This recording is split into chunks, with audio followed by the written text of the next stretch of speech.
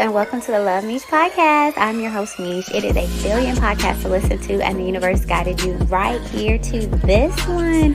So hello, welcome. There are 7.9 billion people in the world today, yet you met me, and this is not by happenstance. This is divine meaning, and may we guide each other well. Now, I am in this world, but I am not of it. On this podcast, you're going to hear topics about both the spiritual world as well as the earthly world. My goal is to keep learning and evolving and spreading love.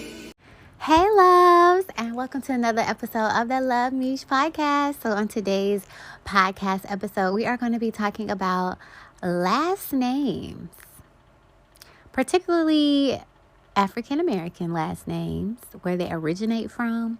And have you ever thought about changing your last name? Let me tell you how this all started. So I'm a realtor now, and I've been looking up zip codes, just being more familiar with the area because I stay on the south side. So people are like, hey, I want a house on the west side. And I'm like, So I was like Googling Wikipedia, like zip codes in Jacksonville, Florida. And it brought up a map and all the zip codes, yada, yada, yada. And I was looking at downtown, and it was giving the history of Jacksonville, as a whole. Andrew Jackson being the president, having, lots of slaves. And I have always had pride in my last name. Like, I am a Jackson. I come from a lineage of hardworking, men. Like, my grandfather was honorable. He had a Purple Heart. My dad's this is amazing, hardworking dad. My brother followed suit. Like, I really love what the Jacksons stand for. And my dad will always say, my bond is just as good as my word. My name is all I have. If I don't stand by what I say, I'm no good. So just very, very honorable. And I was looking like, Jackson, yeah, the most slaves. What? So that took me down a rabbit hole. And I kind of paused. Then my best friend, she had sent me a video. Let me tell you why this resonated with me. My best friend, we all went on spiritual paths, but we all went differently. I think I dug head first into eating right and being healthy and Dr. Sebi and, nutrition and not being vaccinated. Like, I went headstrong in health. She went headstrong in the Yoruba and African lineage. My sister, she went down Egyptian. My other sister, she's so into the moon manifestation. We all are on spiritual paths, but we just took different journeys. 222. And she changed her last name. So instead of going by Marion Green, she goes by Akuwavi Yemaya. And I battle myself. Sometimes I'll say Marion, sometimes I'll say Akuwavi, but I really want to honor her changing her last name. And so when she sent me that video of the lady, she was talking about last names too, but she gave it from a different perspective. It was a family coming from overseas changing their name. So I want you guys to hear that clip. I went for a conference. I was a speaker at the conference, and there was another speaker. And she shared this beautiful story about her name. And basically what she said was that she's Asian. And when she was a child, her family migrated to the U.S. And when they moved to the U.S., she had family in the U.S. already.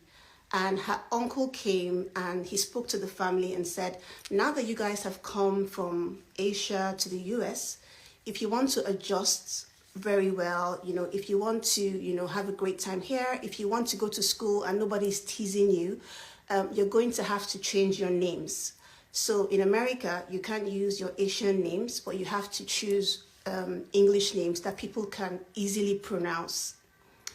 And then she said that her uncle gave her an English name. So she began to talk about how that incident impacted her and how it made her to have a certain sense of shame around her name and identity. And I really understood what she felt, and I was with her up until the point where she now began to speak of her name being stripped away from her. And as she began to use the language of her name being stripped away from her, I felt a bit uncomfortable. because I began to think to myself, okay, this lady is saying, she moved from her home country to the US, and then she had to change her name to fit in. Is that really stripping away of her name, or is it assimilation? Because it seemed to me like, what she had done, was she had made a choice, or her family had made a choice, that in order for her to be safe, in order for her to fit in order for her to have a more comfortable life, they were going to align with dominant culture and choose a name that was more palatable to the environment that they found themselves in. So they had the privilege of choice. So in my thinking, her name hadn't been stripped away, but she had given it up due to assimilation. So, and that's how I feel, I feel like, with the stripping away, there is no choice. The people that had their names stripped away, they had no choice in the matter, often with a lot of violence. They were flogged, they were beaten, and their names were violently taken away from them. It's very different from someone who goes into a new country and wants to assimilate and be accepted. There's an element of choice that is missing in one and is available in another one. So that's what I was thinking, and I don't know if I'm overthinking it or if you guys agree with me. So I wanted to share this story here, and I'm going to leave it up. So, if you come in late, you can watch what I've said at your convenience, and then you can think about it, and then you can let me know in the comment if you think it was assimilation in terms of her having the choice of choosing her name, or if indeed her name was stripped away. Someone says, Ellie Anamak says it was definitely assimilation. Saying stripped away is something else. It implies violence. They were here voluntarily. I totally agree. They went there for, a better life, and they chose, they had the choice of even choosing the names that they would bear. So they chose names that they liked. It was something they did, of their own free will in order for them to have a sense of safety and acceptance. So I do think it was assimilation, And, I really find it, I don't like it when we lump different layers and levels of grievances together. I think it's always nice when we use the correct word for the correct situation that has happened. And it's really nice that you affirm what I'm feeling, that it's assimilation and not stripping away. Yeah, okay. This is so interesting. I was thinking about writing about this topic too. Wow, great minds think alike. This goes also for refugees who have to change their name. In her case, they gave it away. Excellent, they gave it away. It's true. I'm Nigerian, and I know a lot of Nigerians go abroad a lot of times, and their Nigerian names sometimes are difficult for foreigners or people of the global north to pronounce. So they change their Nigerian names and they go for English names. In that situation, they cannot say that their names were stripped away. They sacrificed their names for the comfort of other people, or they decided to assimilate and take on foreign names. Excellent, yeah. I think you guys agree with me. It makes me feel like I'm not crazy after all. Okay, yeah. If she was brought here against her will and then renamed, that's stripped away. Well, the family migrated for a better life. And it was her uncle, from what I understood, who chose the name for her. But it was a suggestion, and she had the possibility to think about it and say if she liked it or not. So in my opinion, I think there was consent. There was consent on her part. So I wouldn't use the term stripped away. Her name wasn't stripped away. And she still knows what the name is. She still remembers what her native name is, what her indigenous name is. So it wasn't stripped away by any means. It was put aside. They decided to put the name aside and to assimilate into a new culture and take on a new, English name. I believe that was a choice. She's a child with no choice. Okay, that's one way to look at it, but we're looking at it more on a holistic level, not a familial level, on a communal level. But yeah, I get. Okay, so great comments. I just wanted to put this out there. This video is not going to be so long. I'm going to leave it. So in case you catch this live later on, let me know if you think this was let me know if you think this was a case of stripping away of her name, or if it was a case of assimilation, into a new culture. Okay. So did you understand where she was coming from? Did you agree, disagree? What are your feelings, thoughts about that? Here's my take. There are two different instances, and maybe many more. Maybe I've only experienced two instances with name change, and there could be many more. So I like to leave room. You can't act like you know everything. You have to leave room for things that maybe you haven't thought about. That's how you continue to grow. Okay, so the two perspectives that I have is, one, you move overseas, you move to a foreign country like she did with her family, and to fit in, especially with this Americanized culture, you choose to change your name. Now, with that method, you knew what your own name was. You still have roots and ties to your history. You know where you come from and where you're going, and you can live with the two if you so choose. The other scenario is being given a name that is tied to such treachery and continuing that legacy on, not knowing where you came from, not having, names are powerful. When you look at name, when you name, in villages, African villages, when they name their child, they come together, they pray over that child, they name that child, they know what gift that child is bringing to the village. Once they figure out what gift that child has, they put them around people that can cultivate that village and let them be the best that they can. It's just, we have been just so disconnected. But anyways, so I think those are the two different methods. Now, not knowing, not having a spiritual connection or meaning or value to your name other than so-and-so owned you. And, I think they've taught us to have a boy, keep the name going. It's keeping their name going, if you want to be honest. It has nothing to do with us. Some of us have Indian, Native American, Cherokee, indigenous blood and roots, and our name is not connected to that. Some of us have African, Yoruba, Egyptian, the motherland blood running through us, and have nothing in our name connected to those roots. People change their name all the time. People get sex changes, they change their name. People get divorced, they change it. People just are fighting for their life, maybe running away undercover, change their name. It is something that you can do. So when my best friend changed her name on her spiritual journey, I was like, oh my God, I never thought of changing my name. Now I go by so many names already. My grandma called me Ttyl. My family called me Ttyl. My parents will forever call me Jamisha because that's what they named me. My friends call me Meesh. The babies call me Auntie Boo. In real estate, I go by JJ Realtrix. I go by Meesh at night. It's just so many different names that I go with. But none of them are spiritual. So I am thinking about that heavily. What could be a spiritual name? And I know that I love love. Oh, I do say Love Meesh. So maybe I kind of gave myself a name and just didn't put the two together. Luv MEESH. Okay. I did come up with that, Luv MEESH.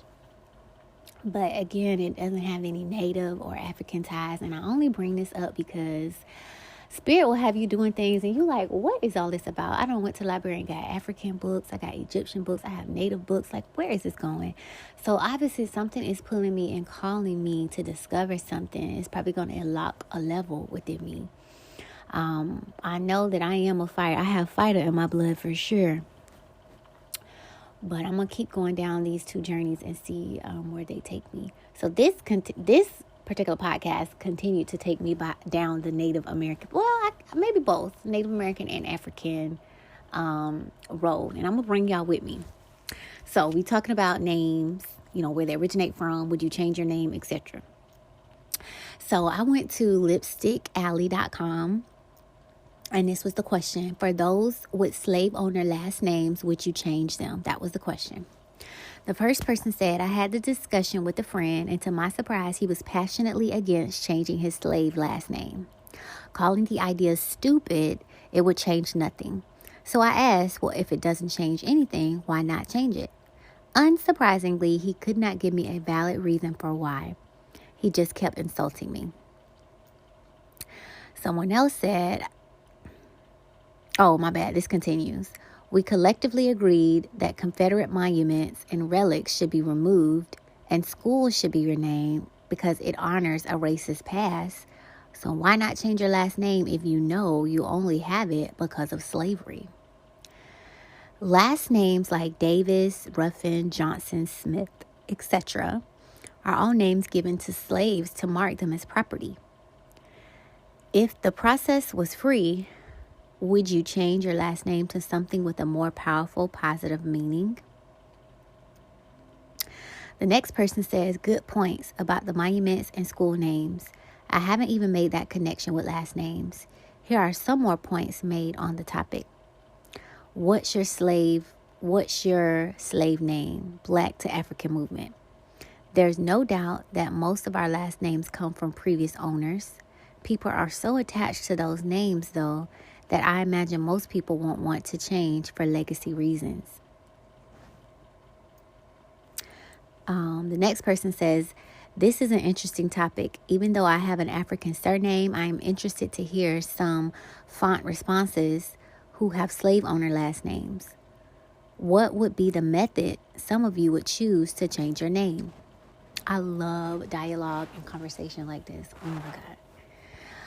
The next person says no, because my ancestors made it their own. We have many names attached to us as Ados, and each surname tells a story and has a legacy and a history attached to it that I am proud of due to my ancestors.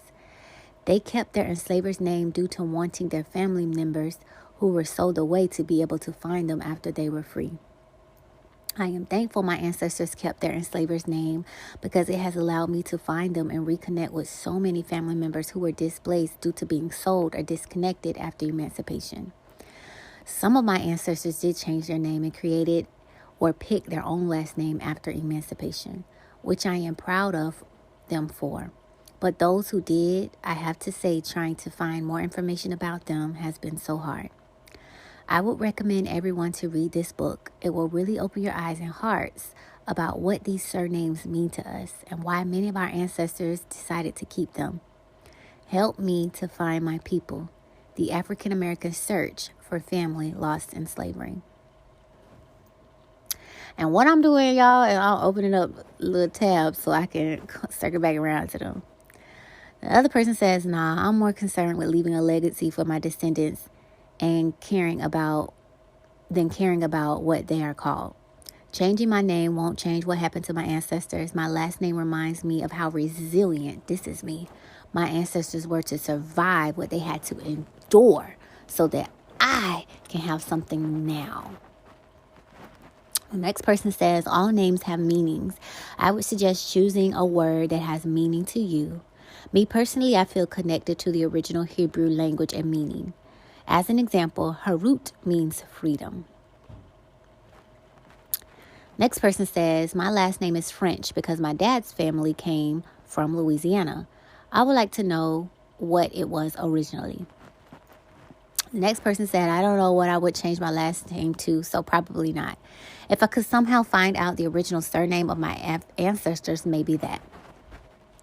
Next person says, it's really your legacy. If you're carrying on something that was forced upon you, you can't change the original meaning of the intent behind a word, only the person who created it. Keeping your name won't change what happened to your ancestors, so why not change it?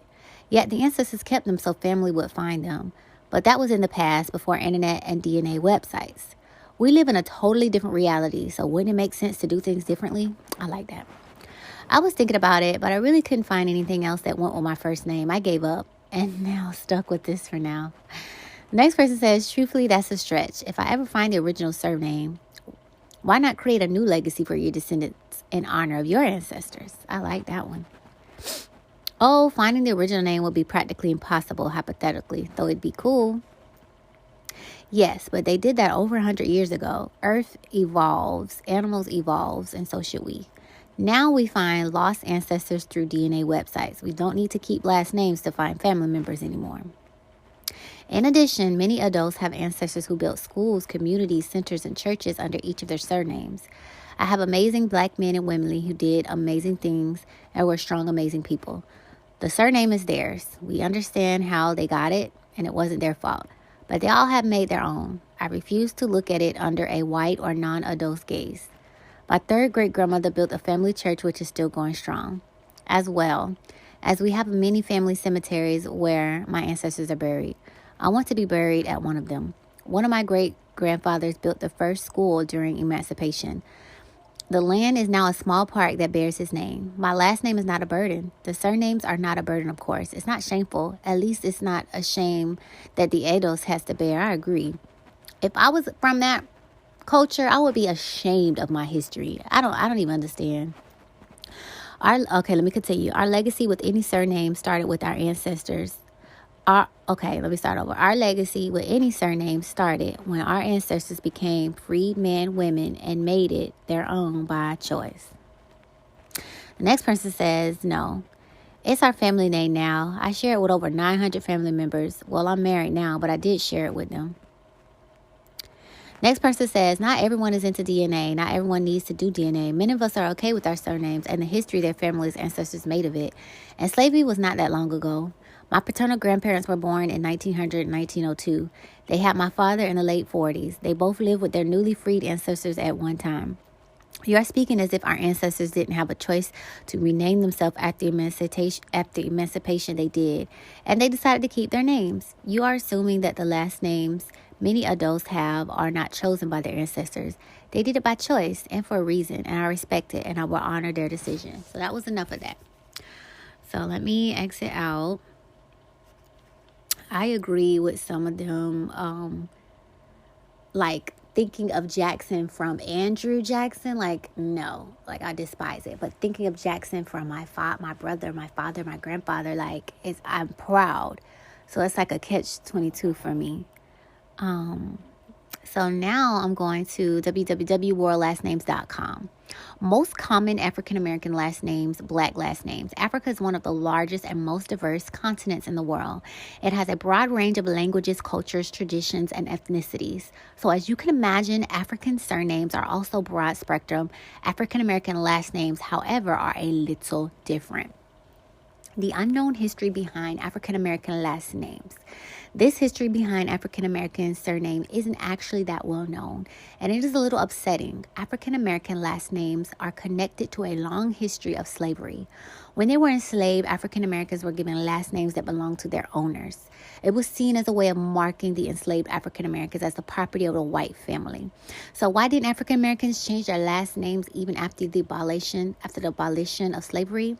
Logically, a lot of African-Americans hoped that by keeping their white owners' last names, they could be linked and identified by long-lost family members that were separated from when they were enslaved. The last names still hold to this day. They have a whole lot of history behind them and serve as a constant reminder of what their African-American ancestors went through. Listed in this article are the most common African-American surnames. The 10 most common African-American last names. In this shorter list, you can see the top 10 most commonly used African-American last names. Take a look. Number 1, Williams, the most and common African-American last name of them all. Johnson. There are almost 2 million Black people with this last name. Smith. You've got to have heard of Smith. Any famous TV show actors coming to mind? Jones rakes in at number 4. Still popular surname. Brown. How many famous Black people can you name with this last name? Jackson. There's no guessing which famous family first comes to mind. Davis. Coming in 8th place, still a fairly popular last name. Thomas. Again, a popular last name and one you may well have heard of. Harris. There are almost 700,000 people with this last name. Can you name anyone with this last name? I can. Robinson. Coming up in last of the top 10, Robinson ties up this list. So I have a question. Did your last name hit the top 10? Mine did, but there's more. What are the most common Black last names? An additional 30 surnames for you to look through that are still quite popular among African Americans or Black last names. We have Taylor, Washington, Scott, Green, Thompson, Wilson, Moore, Lewis, Walker, White, Clark, Lee, Young, Mitchell, Carter, Anderson, Wright, Hill, Allen, Miller, King, Turner, Martin, Edwards, Coleman, James, Evans, Hall, Richardson, Adams.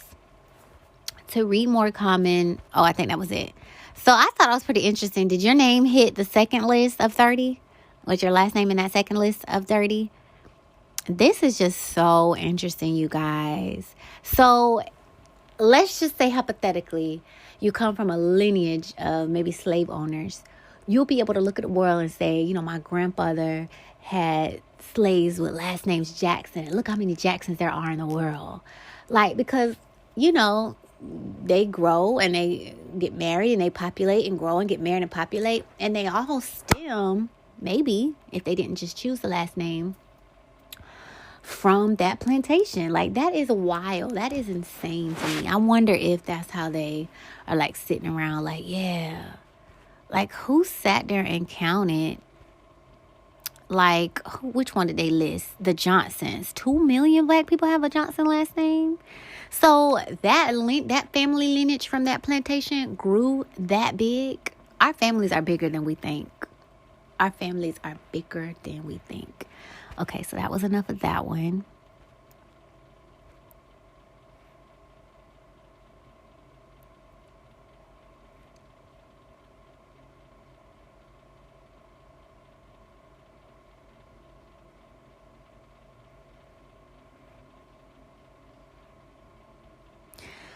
This one's interesting. Black2AmericaMovement.com.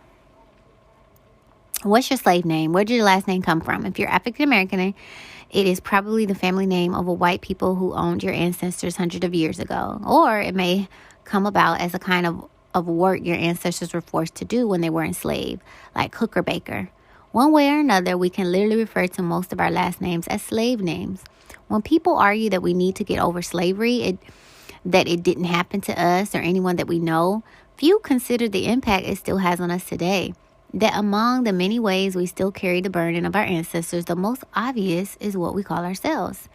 Back in Africa, was our last name Jackson, Johnson, Smith, Hamilton, or Jones? Were we the Nelsons, the Sierra Leone, or the Hendersons, or the Ghana? We may not have any idea what our names were before our elders were crammed into slave ships. But we can say with 100% certainty that the name we bear today weren't true names of our ancestors pre-slavery. I agree with that. Changing names. When most women get married, they change their last name to that of their husband. Some may hyphenate their last names, but they still go through the process of legally changing their surname. Or those who don't fill out the actual paperwork for a legal name change, their husband's last name soon becomes associated with them, just as a common everyday usage. I've also seen debate over husbands taking a wife's last name, which some do. I point all of this out to say that changing our last name isn't difficult to do, whether legally or by association. People literally do it every day. So why haven't we shed our slave names? That was great. That was so good. So let me keep going. I happen to know that through my paternal lineage, I share DNA with the Kobo, Akan, and Iwi tribes in West Africa. With the knowledge, I moseyed on over to Africa/facts.org to check out some names on their list of 150 common African last names. Didn't quite find what I was looking for there, but I learned a thing or two about African names. So I headed to Wikipedia to check out some Akan names. There I assembled a name that resonates with me and one I'm thinking about changing too soon. Ama Natoni Kwanio. Ama, because I was born on a Saturday, and many Africans choose names based on the day a child was born. It can also be shortened to Ami, which I also like. Natoni, mainly because I like the sound and the spelling. It also means advocate and hero. Kwayano, because my very dearly departed aunt's name was Quintance or Quino was close enough and unique enough to capture my attention. I'm weighing the possibility of changing my entire name, but in the end, I may end up changing only my last name. That is beautiful. That just encouraged me.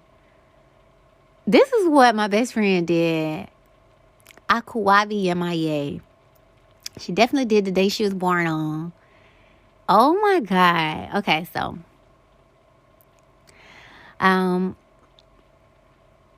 let me see.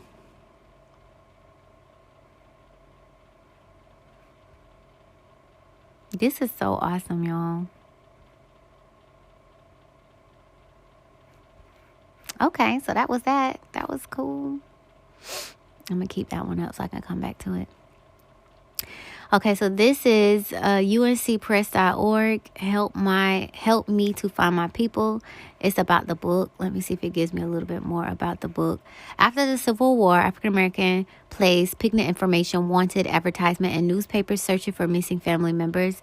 Inspired by the power of the ads, Heather Adria Williams uses slave narratives, letters, interview, public records, and diaries to guide readers back to the devastating moments of a family separation during slavery, when people were sold away from parents, siblings, spouses, and children.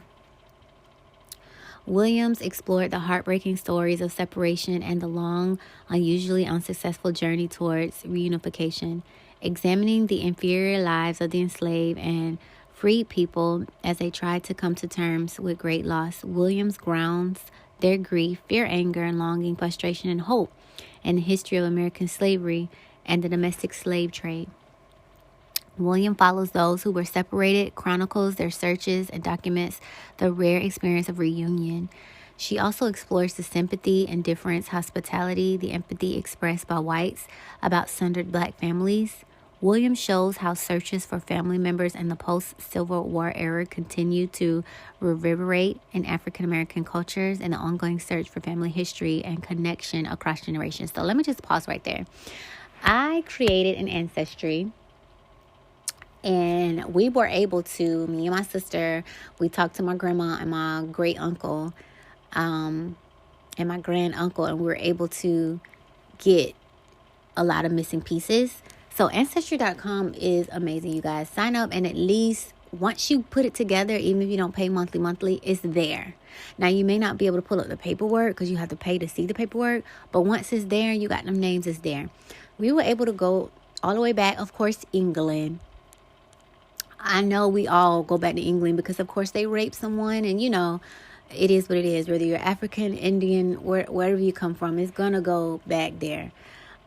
Just because that's what they would do, was a lot of mixing. Let me put a pin in there. So I had signed up for Ancestry. We went to my grandma's house, and my sister wanted to see something, so I had signed up for it so that my grandma could see. And then I thought I canceled it, but I didn't. So when they billed me today, I called this morning. I was like, hey, can you cancel this Ancestry? I think it's like $20. I'm not using this. When I canceled it, it said that it would, okay, your plan has been canceled. You can use it until next month. Well, that would be fine if I was using it, but I'm not. So I called customer service to see if I could get a refund. The lady was like, no, you cannot. I was like, okay. It was very nice. She was just doing her job. Can I speak to a manager?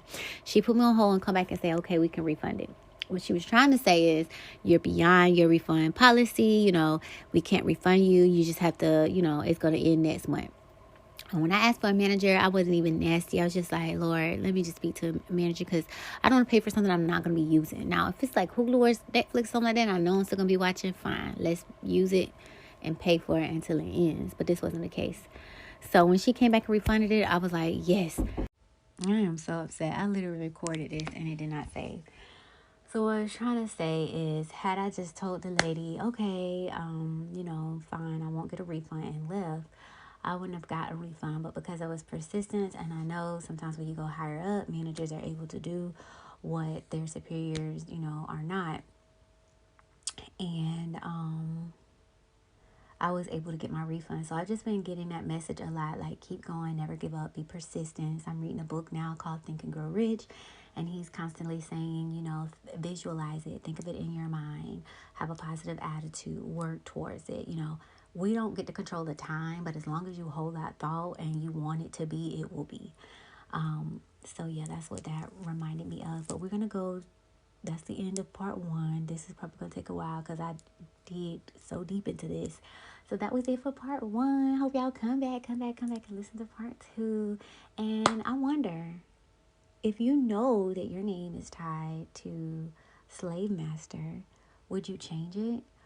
Or if you're going on a spiritual journey, would you be led to change your name? Or, do you hold on to the name that you have because of your family, not so much because of slavery aspect?